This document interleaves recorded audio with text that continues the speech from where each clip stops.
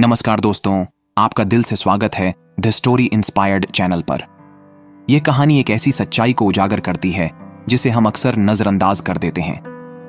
हमारे जीवन में रिश्ते, प्यार और जश्न सब कुछ है, लेकिन क्या हम जानते हैं कि सच में किसे अपना माना जाए?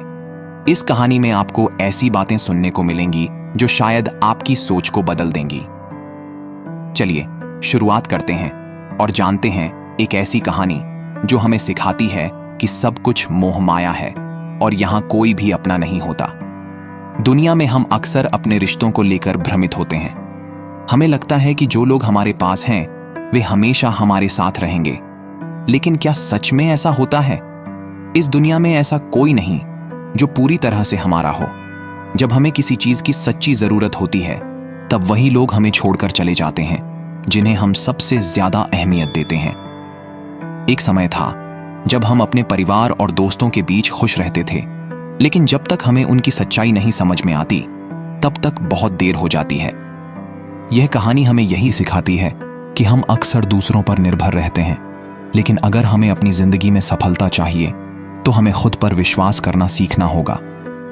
तो आप ध्यान से सुनना इस कहानी को। तो चलिए शुरू करते हैं। यह कहानी एक छोटे से गांव में रहने वाले बच्चों की है जिनकी जिंदगी बहुत संघर्षपूर्ण थी।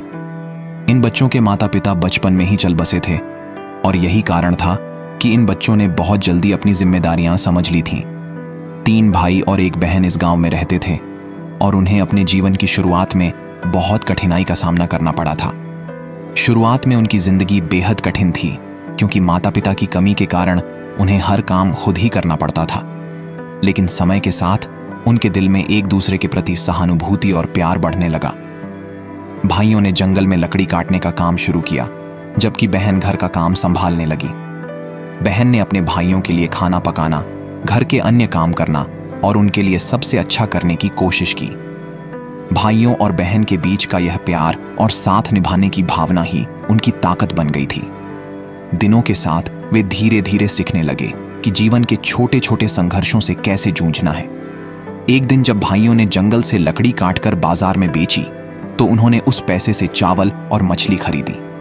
बहन ने सबको स्वादिष्ट भोजन तैयार किया और वे सब मिलकर खाना खाते थे।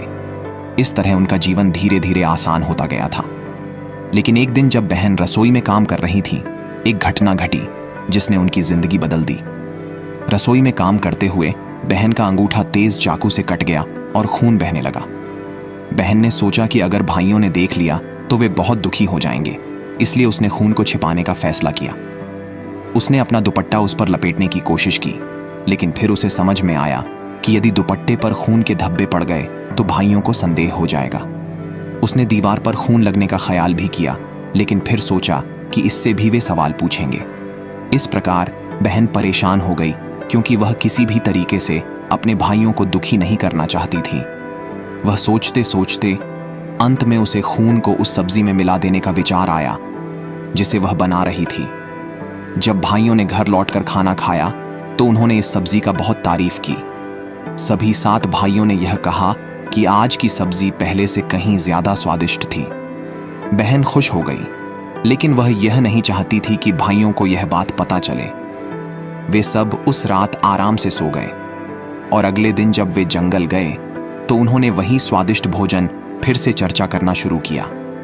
वे सब बहन से पूछने लगे कि उसने इस बार क्या नया डाला था जो आज की सब्जी इतनी स्वादिष्ट थी। बहन ने डरते हुए कहा कि कुछ नहीं, वही पुरानी विधि अपनाई थी।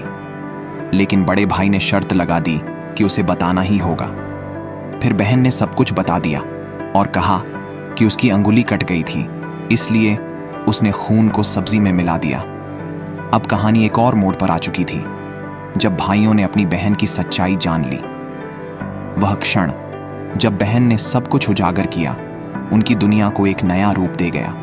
जब उन्होंने सुना कि बहन ने अपनी चोट के खून को सब्जी में मिलाकर उसे स्वादिष्ट बनाया तो उनके मन में एक घिनौना विचार आया। यह विचार उनकी सोच और उनकी नैतिकता को पूरी तरह से बदलने वाला था। एक भाई जिसने यह विचार उठाया था ने कहा, अगर खून से सब्जी का स्वाद बढ़ सकता है तो सोचो बहन का मांस कितना स्वादिष्ट होगा। यह विचार जैसे ही भाई के मस्तिष्क में आया उसने अपने बाकी भाइयों को भी इसमें शामिल किया। पहले तो वे थोड़े चौंके, लेकिन बाद में वे भी इस विचार से प्रभावित होने लगे। इस विचार ने उनके रिश्तों को पूरी तरह से बदल दिया और उन 7 भाइयों की सुलझी हुई जिंदगी को एक अंधेरे मार्ग पर धकेल दिया। अब भाइयों का एकमात्र उद्देश्य अपनी बहन को किसी भी हालत में अपनी हवस का शिकार बनाना था। वे सोचने लगे कि कैसे वे इसे अंजाम देंगे ताकि किसी को भनक भी न लगे। वे पहले तो बहन को अपनी जिंदगी के लिए खतरे से बचने के लिए समझाने लगे, लेकिन बहन अब तक पूरी तरह से सतर्क हो चुकी थी। वह जानती थी कि कुछ गलत होने वाला है, क्योंकि वह भाई का वह भयावह विचार पहले ही समझ चुकी थी। उसे अब हर वक्त सतर्क रहना पड़ता था ताकि कोई भी भाई उसे आक्रमण न कर सके। बहन के मन में हर दिन डर बैठता जा रहा था, लेकिन वह जानती थी कि उसके पास केवल अपनी चतुराई और साहस ही है, जिसके जरिए वह इस संकट से बाहर निकल सकती है। हालांकि वह अभी भी उम्मीद लगाई थी कि उसके भाई अपनी लालच पर काबू पा लेंगे और इस खतरे से उबरने के रास्ते ढूंढ पाएंगे, लेकिन वह दिन जल्दी ही आ गया जब भाइयों ने बहन के खिलाफ अपनी योजना को अंजाम देने की सोची। वे धीरे धीरे उसे अकेला करने की कोशिश करने लगे। पहले तो उन्होंने उसे घर के काम में व्यस्त रखने की कोशिश की, फिर धीरे धीरे उसे जंगल में अकेला भेजने के लिए बहाना बनाने लगे। लेकिन बहन की समझदारी और सतर्कता ने उन्हें कई बार धोखा दिया। वह जानती थी कि अगर वह एक पल के लिए भी अपने भाइयों की चालों में फंसी तो वह कभी भी उनके पंजे से बच नहीं पाएगी। एक दिन जब भाइयों ने उसे जंगल भेजने की योजना बनाई तो वह भाग गई और पास के एक मंदिर में जा छिपी।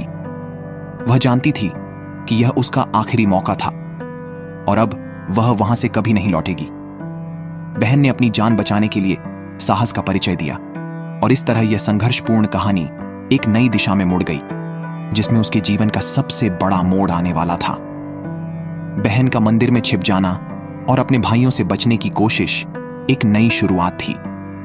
भाइयों ने जब देखा कि उनकी योजना नाकाम हो गई और बहन गायब हो गई तो वे घबराए।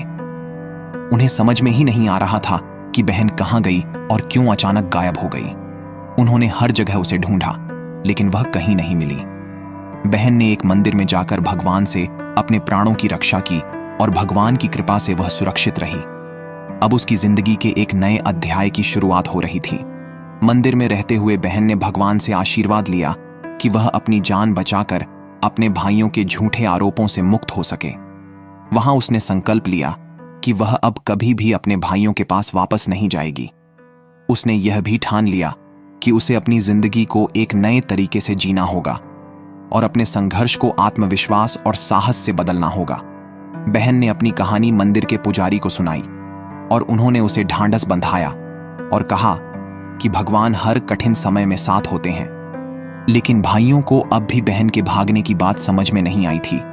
वे मानते थे कि बहन को उनके साथ लौटकर आना चाहिए और किसी भी हालत में उन्हें अपना मन बदलने के लिए राजी करना चाहिए। इसके लिए उन्होंने गांव के बुजुर्गों और अन्य लोगों से सलाह ली, लेकिन कोई भी उनके साथ खड़ा नहीं हुआ। धीरे धीरे भाइयों को एहसास हुआ कि उनकी गलती बहुत बड़ी थी और अब यह उन्हें पूरी तरह से नुकसान पहुंचाने वाली है। उनका अपराध सिर्फ अपनी बहन के प्रति ही नहीं, बल्कि अपनी नैतिकता और रिश्तों के प्रति भी था। इसी बीच बहन ने तय किया कि अब वह इस गांव और परिवार के बंधनों से मुक्त होकर अपनी जिंदगी को नया दिशा देगी। वह नई उम्मीद के साथ अपने जीवन में आगे बढ़ने के लिए तैयार थी। उसने गांव छोड़ने और एक नए शहर में बसने का निर्णय लिया ताकि वह अपनी मेहनत और ईमानदारी से अपनी पहचान बना सके। अब उसकी जिंदगी सिर्फ उसकी अपनी थी और वह जानती थी कि इस कठिन यात्रा में उसकी मदद सिर्फ उसका विश्वास और संकल्प ही करेगा। समय के साथ बहन ने अपने दम पर एक छोटी सी दुकान खोली और अपनी मेहनत और ईमानदारी से वहां खूब नाम कमाया। धीरे धीरे उसकी सफलता की कहानियां आसपास फैलने लगीं और लोगों ने उसकी कड़ी मेहनत और संघर्ष की सराहना की। वह अब पूरी तरह से आत्मनिर्भर हो चुकी थी और उसने कभी पीछे मुड़कर नहीं देखा। भाइयों को अब अपनी गलती का एहसास हो चुका था। वे समझ चुके थे कि उनका लालच और बहन के प्रति उनका अपराध न सिर्फ परिवार की खुशियों को छीन चुका था, बल्कि उनका खुद का जीवन भी नष्ट कर दिया था। इस आत्मज्ञान के बाद वे बहन से मिलने के लिए मंदिर गए, लेकिन वह वहां नहीं मिली। उन्होंने बहुत खोजबीन की, लेकिन बहन के बारे में कोई जानकारी नहीं मिली। कुछ समय बाद उन्होंने यह स्वीकार किया कि बहन अब उनके जीवन का हिस्सा नहीं रही और उनकी गलती ने ही उन्हें उसकी जिंदगी से बाहर कर दिया था। दोस्तों, यह कहानी एक महत्वपूर्ण सच्चाई को उजागर करती है कि इस दुनिया में कोई किसी का नहीं होता। हम जिन लोगों को अपना मानते हैं, कभी कभी वे हमारी सबसे बड़ी गलतियां बन जाते हैं। हमें यह समझना होगा कि जिनसे हम सबसे ज्यादा उम्मीदें रखते हैं, वे कभी भी हमें धोखा दे सकते हैं। लेकिन सबसे महत्वपूर्ण बात यह है कि हमें अपने ऊपर विश्वास रखना चाहिए। किसी भी स्थिति में हमें खुद को कमजोर नहीं पड़ने देना चाहिए। हमें अपनी मेहनत और ईमानदारी पर भरोसा करना चाहिए।